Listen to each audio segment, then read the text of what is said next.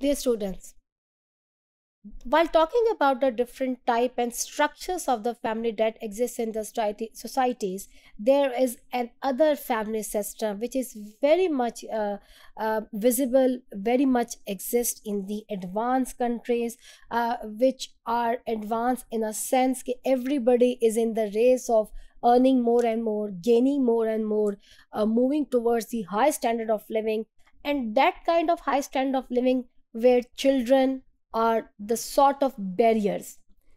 ऐसे फैमिलीज के लिए बच्चे जो हैं वो बैरियर्स जो हैं वो समझे जाते हैं. इस तरह की फैमिली को हम कहते हैं childless family. This is also a type. While most people think of the family as including children, जब हम फैमिली का लफ्ज़ यूज़ करते हैं तो इसके अंदर बच्चे जो हैं यकीनन शामिल होते हैं बस. But there are couples in the western world who are either who are living together, and either they deliberately don't want to give birth to the children, or they choose to remain without any children. The childless family is sometimes the forgotten family, is sometimes known as a forgotten family, and it does not meet the traditional standards set by the society. ये आपको कह लीजिए थोड़े से इस तरह के जो लोग हैं जो इस तरह की थॉट रखते हैं that they don't want children in their surroundings, तो ये forgotten families भी कहलाते हैं. They are non-traditional people. They are the type of people who are rebellious in their attitudes, who do not like to follow the certain standards set by the society. ख़ास तौर पे मैंने आपको बताया जो वेस्टर्न कंट्रीज़ के अंदर ये चीज़ें आपको नज़र आएंगी.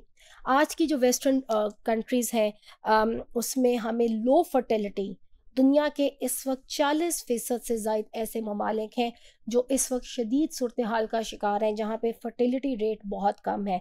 यही थॉट्स हैं कि they people don't want children, या जो कपल्स हैं वो इतनी लेट इसके ऊपर सोचते हैं कि जिसमें ख़वातीन का जो एक फर्टिलिटी एक रिप्रोडक्टिव एक साइकिल है वो फिर उसके अंदर कॉम्प्लिकेशंस आ जाते हैं. और सर्टेन एज में अगर वो सोचते भी हैं कि they should have children, so medical reasons की वजह से, मेडिकल कॉम्प्लिकेशंस की वजह से समटाइम बच्चे नहीं होते, बिकॉज उससे पहले they are all the time they are running after towards achieving the goals which lead them toward the very high standard of living. And that high standard of living, इसमें बच्चे जो हैं वो एक पाँव की बेड़ी कह लीजिए या बैरियर के तौर पर आपके सामने होते हैं. So the child families consist of the two partners who are living and they are working together. Many childless families, they take on the responsibilities of pet ownership or have extensive contact with their nieces and nephews.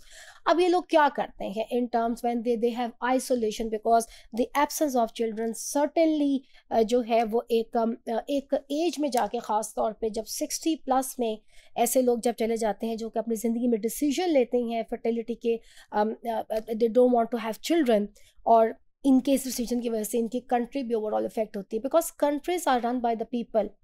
The matters of the country, the matters of the state, they are run by the people, the young people. And if you do not have young people, तो ऐसी बल्कि countries के अंदर आपको एक imbalance पड़ा नज़र आएगा. बुजुर्ग आपको ज़्यादा नज़र आएंगे, बच्चे आपको कम नज़र आएंगे.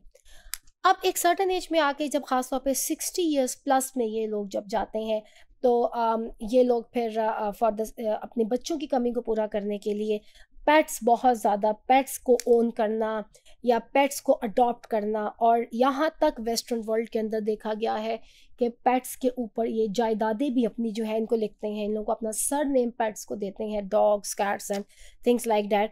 तो this is a type of family that also exist. और जैसा कि मैंने आपको पहले बताया दुनिया के बहुत से ममालिक इसका शिकार हैं. जापान इसके अंदर शामिल है, इसके अंदर जर्मनी जैसे ममालिक जो हैं वो शामिल हैं. अगर मैंने एशिया की, जापान मैंने आपको एशिया की बात की कि एशियन कंट्री है, जर्मनी जो है आपका एक आपकी वेस्टर्न यूरोप है. तो ये सारे एडवांस कंट्रीज़ और यहाँ पे सिस्टम आपको एग्जिस्ट करता हुआ नज़र आएगा. बहरहाल ये एक नॉन ट्रेडिशनल सिस्टम है और बहरहाल एग्जिस्ट करता नज़र आता है in the developed and advanced countries.